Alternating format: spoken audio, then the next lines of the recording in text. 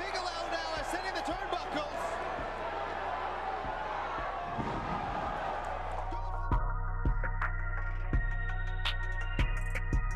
I'm tired of being humble. I'm tired of letting people think they got a chance.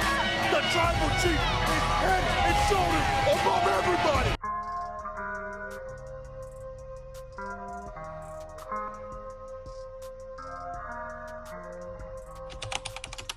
Hey guys, we're here at the locker room. This is Toss Ring Scandal.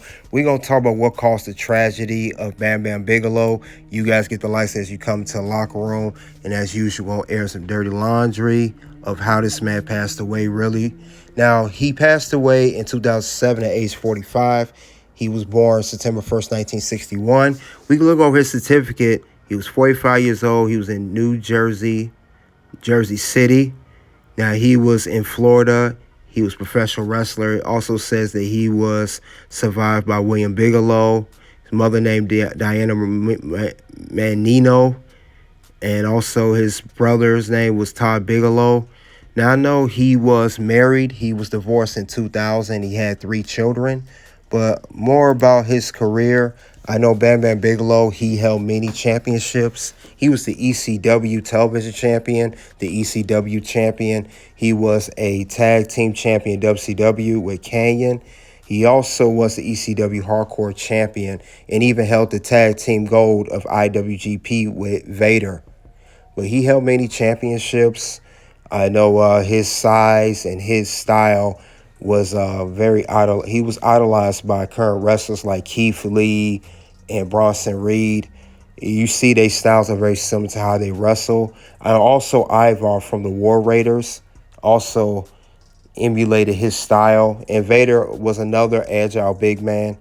But I know many wrestlers, they always talk about when they think of a big man that was agile, that can move, they think of Bam Bam Bigelow and also Vader. Now, soon there will be interviews of men that talked about him.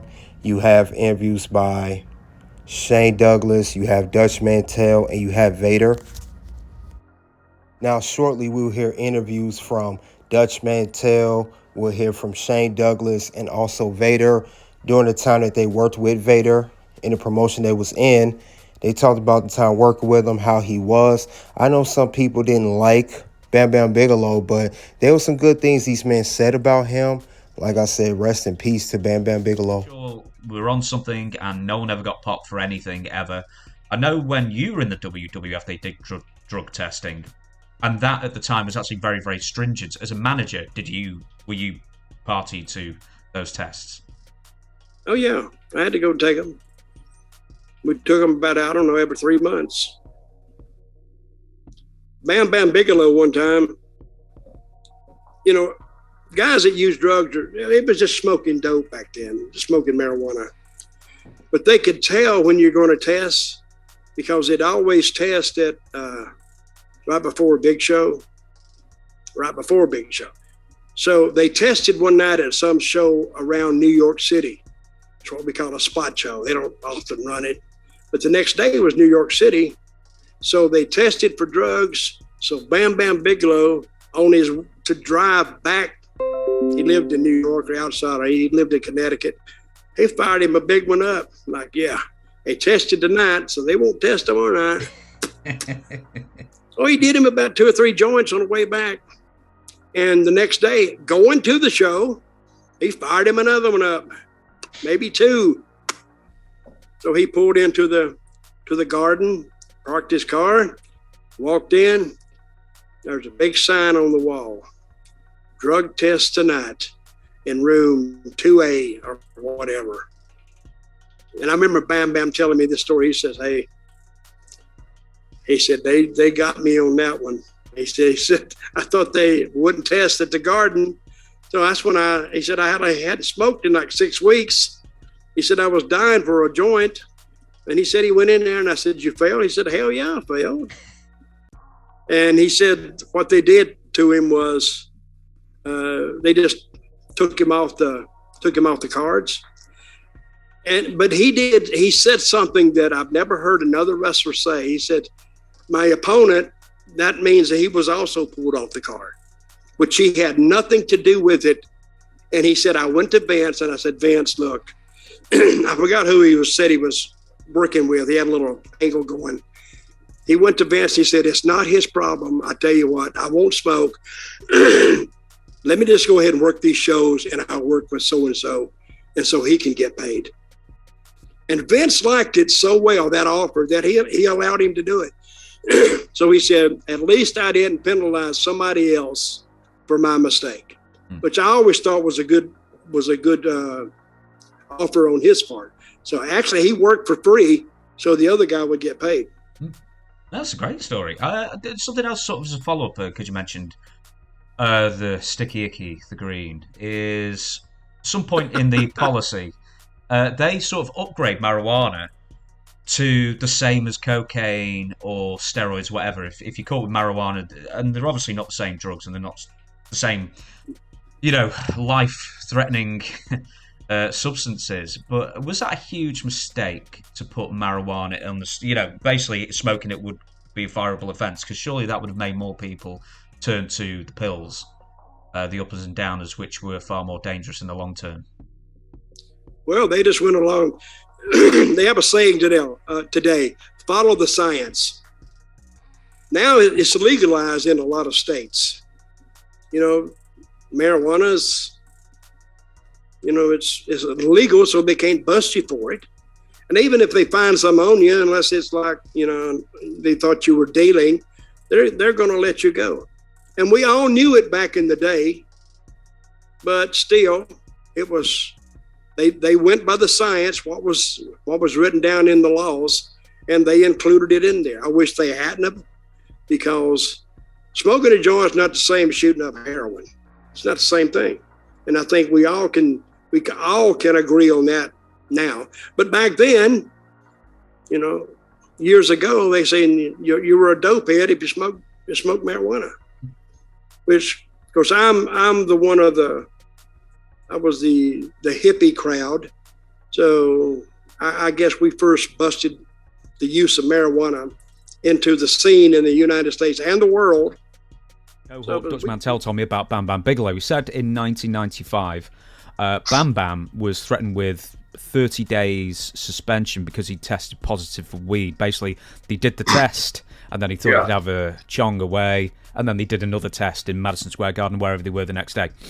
He got busted. He was going to be sent home for 30 days, and so was the guy he was working with.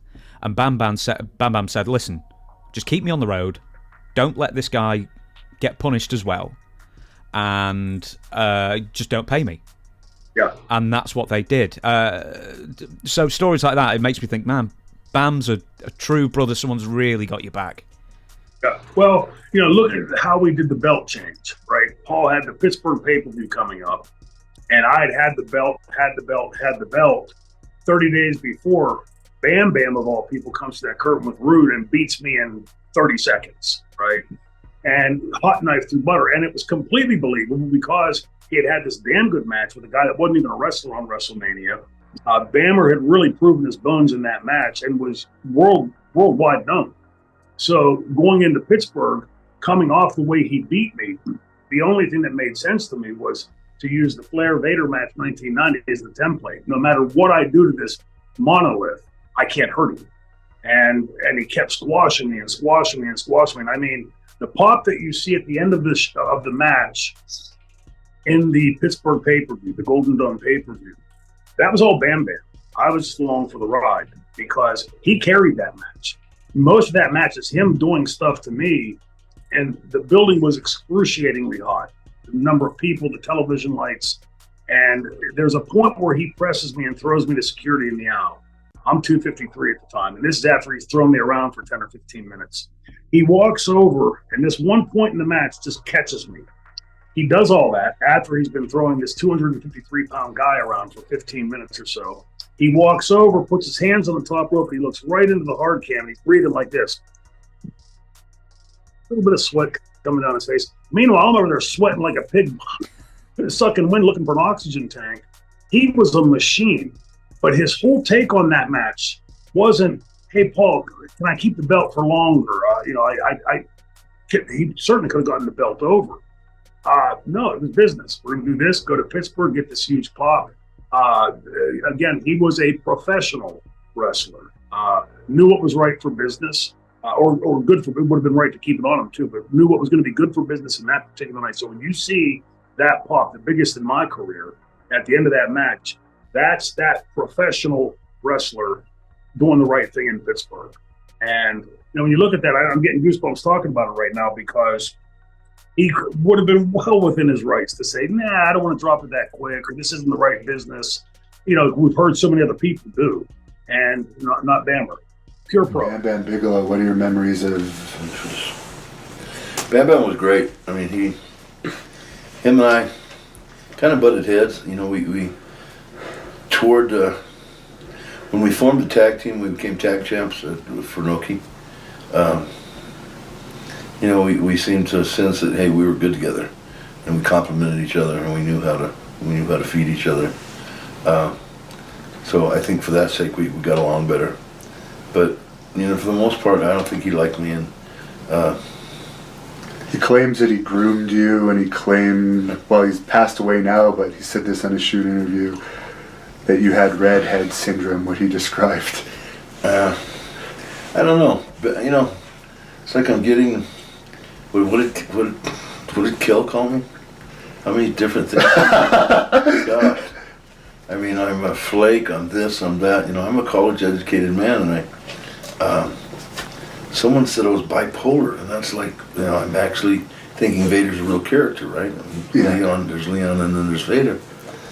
And this is just crazy. So, Bam from the dead, he's getting me.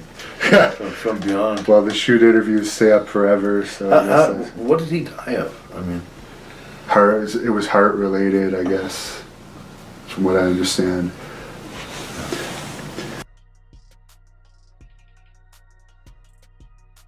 We see that those men have spoke about Bam Bam Bigelow. Also, rest in peace to Vader as well. Also, the little side note you saw, he did have high levels of cocaine, and he also had a heart problem. He was only 45 years old, passed away in 2007. Rest in peace to Bam Bam Bigelow. And this is about what caused the tragedy of Bam Bam Bigelow. You guys let me know what you think of Bam Bam Bigelow as a wrestler, your favorite memory of him. Soon to videos will pop up of content here. You guys check out the content. Until then, guys, you already know what it is. It is OUT.